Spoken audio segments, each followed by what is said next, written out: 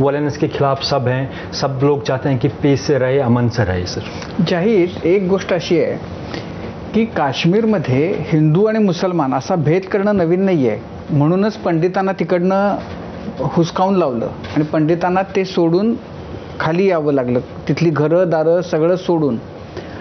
आता असं काय झालं, आता पंडितांच्याबद्दल तिथं काय भावना आहे? आता पंडित तिथं येऊन राहू शकतात का?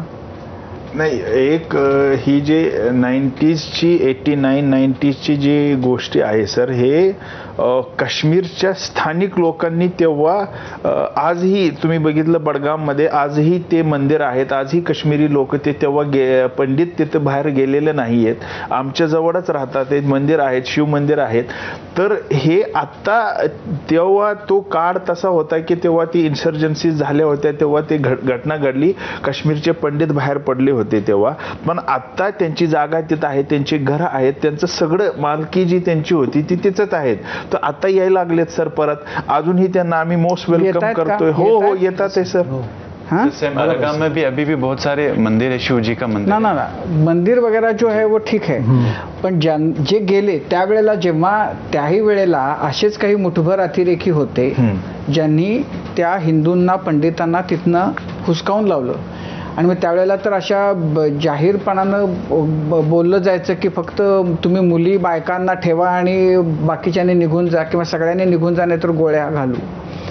तर त्यावेळेला स्थानिक जनतेनं काही सपोर्ट नाही केला.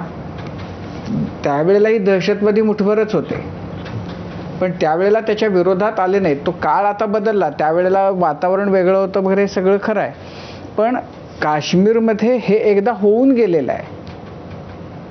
आता पंडितांच्या बद्दल स्थानिक काश्मीरींची काय भावना आहे?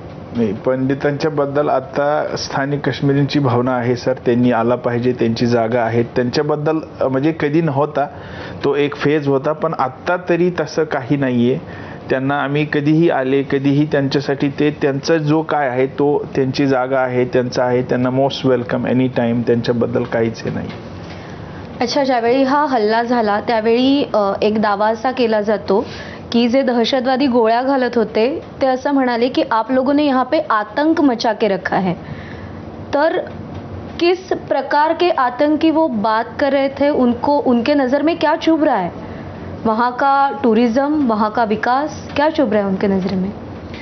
एक्चुअल जो टूरिज़्म का जो टूरिस्ट का फ्लो था इस बार बहुत ज़्यादा आया था, तो मतलब कि दुश्मन हमेशा ये देख रहा है कि अभी ये जो यहाँ पे हालात जो हैं वो एकदम नॉर्मलाइज हो गए हैं, लोग अभी आपस में ऐसे, तो ये एलिमेंट्स जो होते हैं उनका कोई कुछ ऐसा नहीं होता, ये इसी के लिए होते हैं कि यहाँ पे हालात जो हैं वो ख़राब हो जाए, ऐसा दंगे वापस हो जाए, वहाँ से रिस्ट्रिक्शंस वापस मिल जाए, लोग बंद हो जाए, तो ये चीज़ में वो कामयाब नहीं हो जाएंगे. अभी कश्मीर के हर एक इसके अपोजिट खड़े हुए हैं, कंडोलेंस के ऊपर खड़े हुए हैं कि ये चीज़ जो है ना वापस हमने